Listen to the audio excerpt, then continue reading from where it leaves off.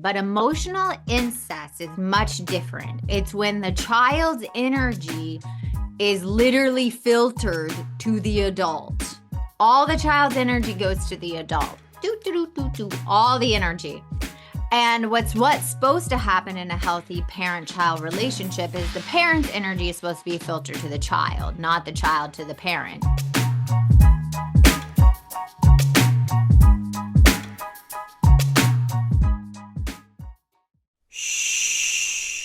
Welcome to the Secret Life Podcast. Tell me your secret. I'll tell you mine.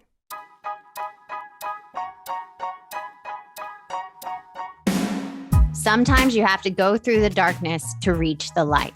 That's what I did. After 12 years of recovery in sex and love addiction, I finally found my soulmate, myself. Please join me in my novel, Secret Life of a Hollywood Sex and Love Addict, a 4-time bestseller on Amazon. It's a brutal, honest, raw, gnarly ride, but hilarious at the same time. Check it out now on Amazon.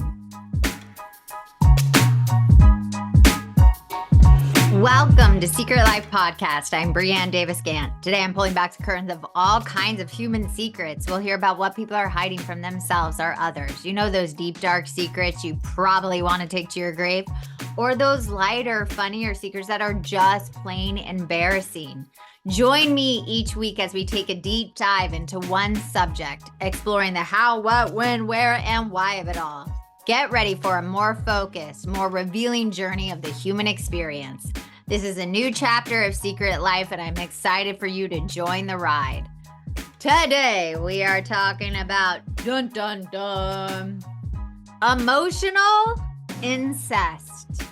Oh man, everybody fucking hates that word when I talk to them about it. Emotional incest. It can be called covert incest, but the incest word always gives people that ick. Yes, I get it. It's an ick word. Totally get it. It's not the same thing as physical incest, but emotional incest happens a lot and people don't talk about it. They get it mixed up with enmeshment of a parent.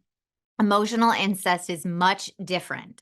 So this is how I describe it to any of my clients I work with that have a lot of trauma, childhood trauma, because I deal with a lot of inner child work, trauma work, shadow work, all that good internal family system shit that happens underneath any addiction, especially codependency addiction, love addiction, sex and love addiction, sex addiction. Those people addictions, right? Those Al-Anon issues, those adult child of alcoholic issues, dysfunctional family issues. A lot of them, people are like, I'm enmeshed with my parent. And then I really dig into them and I go, is it enmeshment or is it emotional incest?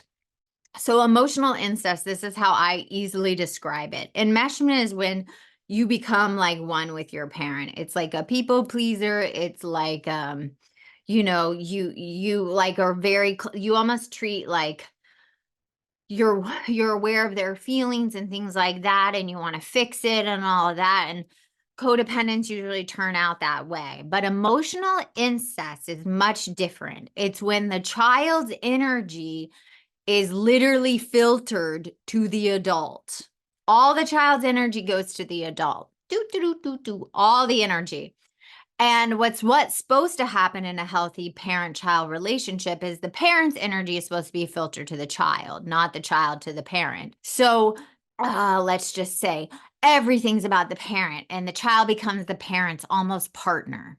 Not sexual partner, but feels the need of what their marriage should be. So what happens a lot is we see people that come from parents that don't get along and the child's used as a pawn, and like the daughter is closer to the father than the father is to his own wife. You know, the father shares, oh, your mother did this to me and how can she doesn't give me the love I need, and I'm so glad I have you and you're everything to me, and blah blah blah. That's a form of emotional incest where the daughter feels more powerful than the wife in the relationships. It's that like triangulation dynamic. And it can happen with single parents as well, where the son becomes the little man, where the son fills that role for the mom as the partner, the confidant. They become best friends. They fill that need of an emotional partner. That's the easiest way for me to describe it. So here's some signs, that you have encountered emotional incest. Okay. You rely on a child for support. You ask advice to the child. You invade the child's privacy. The child's not allowed to have boundaries. You treat the child even like a romantic or sexual partner, like they're your significant others. You expect the child to praise you or give you compliments. You get jealous of your child's other relationships. You sabotage a child's relationships. You make comments or express interest in the child's body or talk about the development of a child. Make those little comments. You claim they have a right. You have a right to touch your child's body. Well, I made that body, that kind of thing. Not in a sexual way, but the parent owns the child's body. Parents discuss sexual topics in front of the child that are inappropriate. Those things happen. That's a sign of covert emotional incest, where the parent treats that child like a partner, turns to them for emotional fulfillment. There's like this weird undertone of uncomfortability. I'm not going to name, and hey, listen, I will be blatantly honest. I have dealt with this in my child emotional incest, where I'm revealing a lot, but my parents didn't have the greatest relationship. So my dad did turn to my sister and I for that emotional support. And it put a wedge between my dad and my mom for many years. And he treated one or both of us like his emotional need. And we heard about their arguments and things that she didn't give him, and vice versa. We kept secrets for them. It was just very inappropriate. And sometimes when you look back, you go, oh, they didn't have the tools because their parents did that to them. So I looked back and just doing my family tree, I'm just being blatantly honest. My grandmother with my father,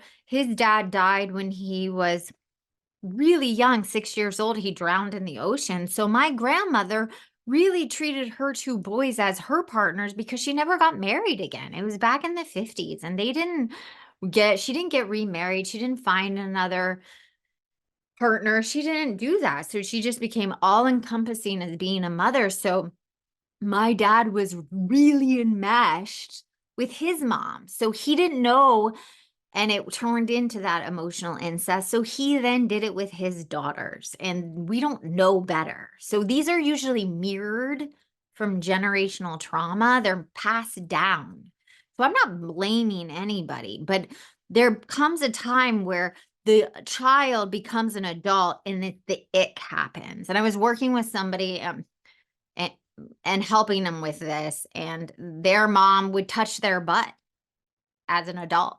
And it's like, not appropriate, and act like, what's going on in your romantic relationship? What's going on in your marriage? It's like, that's not appropriate. There is a time when that is not appropriate. Or I even had like a mom get jealous of their child's, teenage love, and she felt she was being replaced. And it's like, these things are signs of emotional incest. And later, there's effects that happen as adult that I see all the fucking time now. So let's look at the effects of what happens to a child that has emotional incest with a parent that then becomes an adult. They have so much developmental issues, emotionally, sexually, and romantic. They get stunted, completely stunted. They cannot go and do all those 5 types of intimacy. And really, the disconnect is emotional intimacy and sexual intimacy. They usually cut that off. They cannot connect it at all. They compartmentalize, they disassociate, they disconnect. So that's a huge one I see. A lot of sex and love addicts have this, sex addicts have this, love addicts have it, codependence, all of that. Love and hate relationship with their parents. Yes, we all grow up and we're like, fuck my parents. But it's a deeper level. It's the ick. It's the uncomfortable. It's that I don't want to pick up the phone because I lose myself in this parent. That happens a lot. And it's not just this parent overwhelms me. I lose myself in this parent. They literally, a part of me dies when I pick up the phone and talk to my parent, and it becomes all about them. And that's what happens. Intimate relationships fail. They have trouble forming relationships. They have low self-esteem. They have lack of identity. So I always give people I do this work with that first question: where did you lose your sense of self? And I can usually tie it back to early childhood in emotional incest incidents with a parent. Boys with moms, usually, daughters with dads. That's how it works. They are people pleasers. They have trouble meeting their own needs. They're perfectionists. Whoo, that's a huge one. Perfectionist. Children that turn out to be perfectionists as adults usually have some form of emotional incest as child. They lose all sense of self. They have mental health issues. They usually have BPD, borderline personality disorders, that comes from unresolved trauma. And they are dissatisfied with life in general. There's this like lull and dull, like, of life that they cannot figure out why. And then underneath it, they come to me because I really work on trauma and relationships. That's my specialty. That's what I do. They then have this feeling of like guilt and unworthiness and responsibility, especially for their parents' feelings. And they can't sustain like healthy friendships, and everything feels surface level. They have conflict with their siblings. Usually there's like a rivalry, or this one sibling goes one way and disappears and ghosts. And then they feel this full responsibility for that parent. And then they isolate. They go into this isolation. They'll like either be very social and then isolate, or they just are isolators. And they have a really, really, really poor self-esteem. So they usually have like a bunch of material shit, and then they have a really low, poor self-esteem. I already talk about perfectionists. And then they go into future tripping. So they have massive anxiety. And then they go into past trauma. So they have usually massive depression. And those are signs. So if anybody comes to me and says, I'm in this state, I need to get on medication, I say, before we jump on the medication bandwagon, let's do some trauma work. And so I look at these victims of emotional incest, because you are a victim. Your parent didn't fill their own emotional needs. Because they shouldn't even rely on their partner, but they didn't do their own work. So I look at you as a victim, and you survived, and now you're responsible for it. So I look at, when a problem and a challenge comes up, do you act more in maturity than your parent? Do you become more mature than your parent in the past? So I asked that question. When things would come up, would you turn to be more of the parent than your parent? That was a sign. Did you find yourself giving advice to your parents still? Giving advice over and over to the parent, trying to fix the parent, trying to fix the parent. And then if your parents were together and they were arguing, did you always felt like you had to take sides, or expected to take sides, or defending one to the other? That's happening a lot with a couple right now. The daughter is like trying to pick sides, or like she feels in the middle at such a young age. That's a sign of emotional incest. It's happening. And when your parent argues, do you try to step in? Do you try to help resolve the things? Do you get involved? Do you then go to that parent and say, are you emotionally okay? How are you feeling? I'm just checking in on you. Signs of emotional incest. Or your parent then turns to you instead of their partner and unburdens all their fucking feelings on that child. I can't believe your mom did this to me, blah, blah. What a horrible thing your mom did to me. I can't believe it. that is causing your child to hold all your emotions when they're not capable. You're responsible for holding all your emotions. So you could be taking this on to your own children now. So this is also your work, not to, or this was done to you. And lastly, when there is an argument or a conflict, does your parent turn to you for comfort, or do you do that to your child? They are not your support system, and you are not your parent's support system. If you're doing that as an adult, being your parent's support system, tell them to go get a therapist and someone to talk to. You are not responsible for fixing your parents' problems, even as an adult, even as a 30-year-old, 40-year-old, 50-year-old, whatever age you are not responsible for fixing your parent. That is a form of adult emotional incest. They need to get their own support system, not you. You are not responsible. Still to this day, do you hear me out there? Because the roles seem to reverse when a parent is getting older in their 60s, 70s, 80s. You're still not emotionally responsible for your parent. That is not appropriate. And you're just carrying on the generational trauma. So I'm asking you to tell them to get their own person to talk to. You are not their therapist. You are not their romantic partner. You do not fix them. And you do also don't go to them if they're not emotionally safe to talk to about your romantic life. Stop bringing them in, because that's you carrying on that emotional incest that has been there. So those are the boundaries you have to stop, because these things, if you're listening to my podcast, I am telling you, you have long-term consequences that have been going on. Eating disorders, obsession with your weight, obsessed with trying to look good on the outside, perfectionism, usually self-harm. I've got some cutters, those happen. Self-harm, picking at your skin, picking at your eyelashes. I've got some people that do that because we self-harm because we don't have a sense of self. So when a parent comes in and makes it all about them, we have no sense of self, no thing to stand on. Relationship dissatisfaction. I have another man that keeps going from relationship to relationship to relationship to relationship. It's just exhausting. It's like you're 50 years old. Stop. Stop and just be with you. Get a relationship with yourself. Feelings of unworthiness and inadequacy. Everything you get, every material success, how much money in the bank, it's never fucking enough.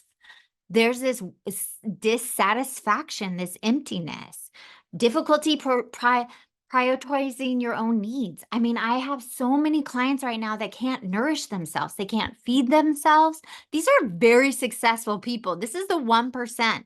Cannot feed themselves, cannot get a proper sleep, do not exercise, do not take care of themselves, do not drink enough water, or have the extreme other side where they do it so much that it's like perfection, do it right, do it right, do it right. And if they mess up or they have a bad day and they eat something bad, they beat themselves up.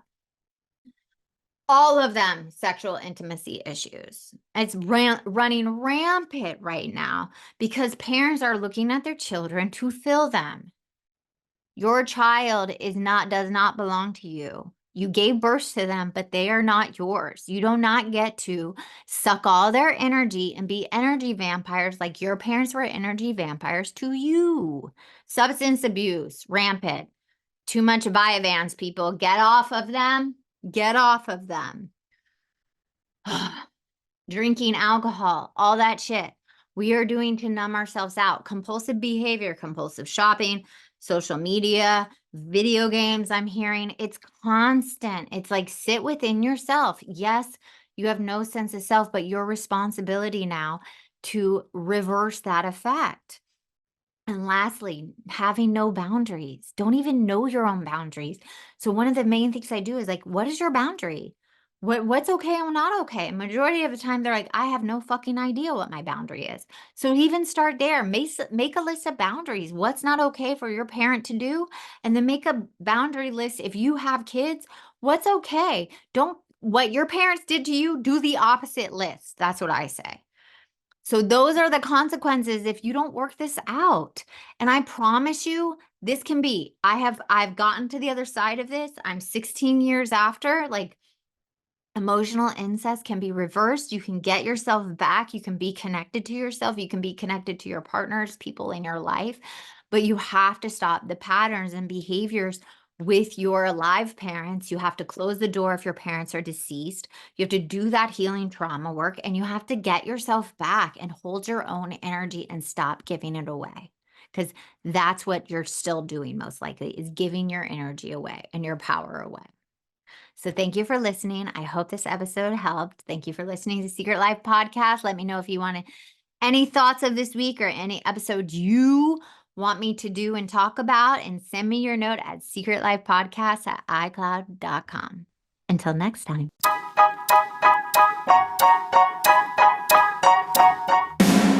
Thanks again for listening to the show. Please subscribe, rate, share, or send me a note at secretlifepodcast.com. And if you'd like to check out my book, head over to secretlifenovel.com or Amazon to pick up a copy for yourself or someone you love. Thanks again. See you soon.